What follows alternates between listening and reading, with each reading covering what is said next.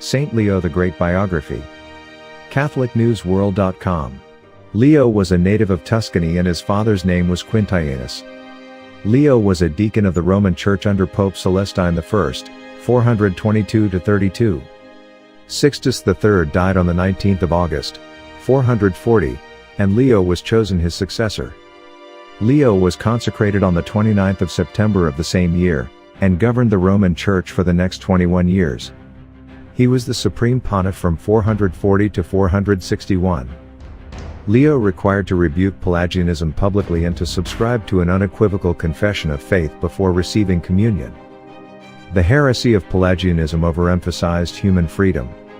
He also fought against Manichaeism, which saw everything material as evil. Another heresy he suppressed was the Nestorians, who attacked Mary's title of Theotokos. In Leo's conception of his duties as supreme pastor, the maintenance of strict ecclesiastical discipline occupied a prominent place. This was particularly important at a time when the rules of morality were being seriously violated. The Pope confirmed with a dogmatic letter the doctrine of the Incarnation, and the union of the divine and human natures in the one person of Christ against the heresy of monophysitism. This General Council held in Chalcedon in 451 solemnly accepted Leo's dogmatical epistle as an expression of the Catholic faith concerning the person of Christ. When northern Italy had been devastated by Attila the Hun, Leo met the king of the Huns and prevented him from marching upon Rome. Pope Leo said, "Thou hast subdued, O Attila, the whole circle of the lands which it was granted to the Romans, victors over all peoples, to conquer. Now we pray that thou, who hast conquered others, should conquer thyself. The people have felt thy scourge, now as suppliants they would feel thy mercy." As Leo said these things, Attila was silent, as if thinking deeply. And, suddenly there was a miraculous vision of the apostles Peter and Paul, like bishops, standing by Leo, the one on the right hand, the other on the left. They held swords stretched out over his head, and threatened Attila with death if he did not obey the Pope's command. Then Attila was appeased, by Leo's intercession, and promised a lasting peace.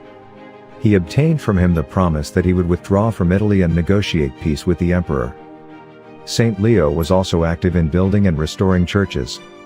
As Pope, Leo also restored St. Peter's on the Vatican. Of his letters, which are of great importance for church history, 143 have come down to us. Saint Leo died on the 10th of November, 461, and was buried in the vestibule of St. Peter's on the Vatican. In 688 Pope Sergius had his remains transferred to the basilica itself. They rest today in St. Peter's, beneath the altar specially dedicated to St. Leo. In 1754 Benedict XIV exalted him to the dignity of Doctor of the Church. St. Leo is one of only 3 pontiffs who've been given the title Great, the others being St. Gregory and St. John Paul II. Please subscribe to Catholic News World's YouTube channel. Thanks and God bless.